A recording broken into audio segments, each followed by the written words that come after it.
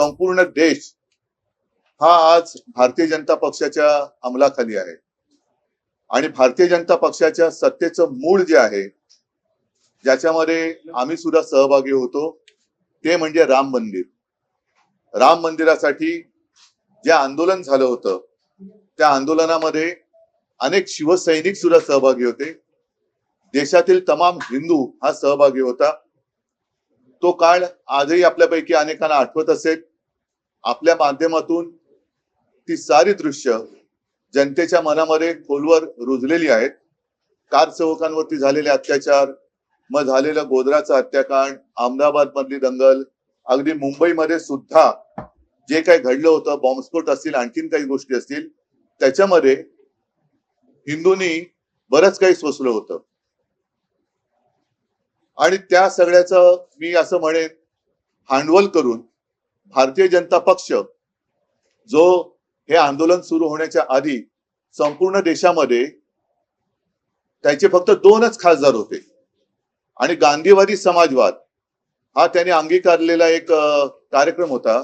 तो कार्यक्रम सोडून ते हिंदुत्वाकडे वळले, राम मंदिराच्या मुद्द्याला हात घातला आणि आज देशामध्ये अगदी अमर्याद सत्ता भोगतायत. अशा या भारतीय जनता पक्षाच्या काळामध्ये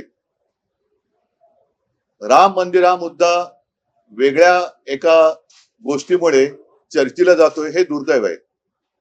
म्हणजे असं जर का मी म्हटलं की आज जी काही दरोडेखोरी चाललेली आहे, राजकीय पक्ष फोडले जात आहेत, आमदार खासदार चोरले जात आहेत, खरेदी विक्रीचा होते, याला ऑपरेशन नाव दिलं जाते. ऑपरेशन हे, ऑपरेशन ते. मग आता हे ऑपरेशन राम मंदिर भाजपा करताय का, हा एक महत्वाचा मुद्दा आहे. आणि म्हणून मला असं वाटतं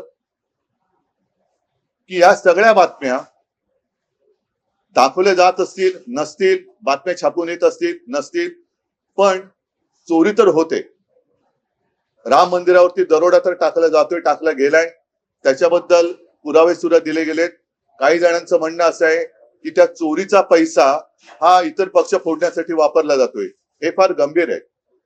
आणि जसं एकदा अटल बिहारी वाजपेयी म्हणाले होते, जेव्हा मी सांगितलं ना 90चा काळ होता की अब हिंदू मार नहीं खाएगा, तसं आज मी म्हणतोय की अब हिंदू माफ नहीं करेगा.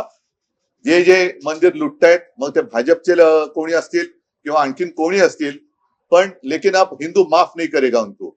जे जे मंदिर लुटतायत त्यांना हिंदू त्यांची जागा दाखवल्याशिवाय राहणार नाही. आणि त्याची सुरुवात आम्ही येत्या रविवारपासून करतो.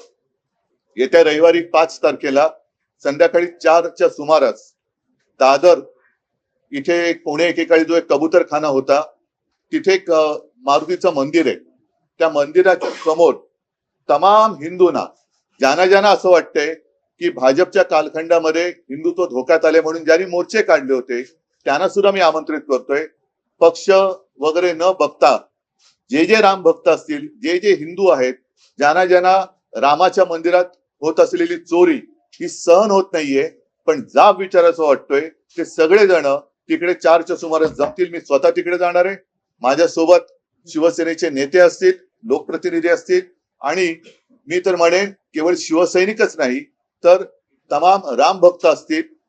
ज्यांनी ज्यांनी हिंदुत्व सोडलेलं नाही, ज्यांनी ज्यांनी बाळासाहेबांचे विचार सोडलेले नाहीत, ते सुद्धा हिंदू असतील तर ह्याच्यामध्ये येऊ शकतील. त्यांनी यावं आणि तिथे मग आम्ही रामरक्षा आंदोलन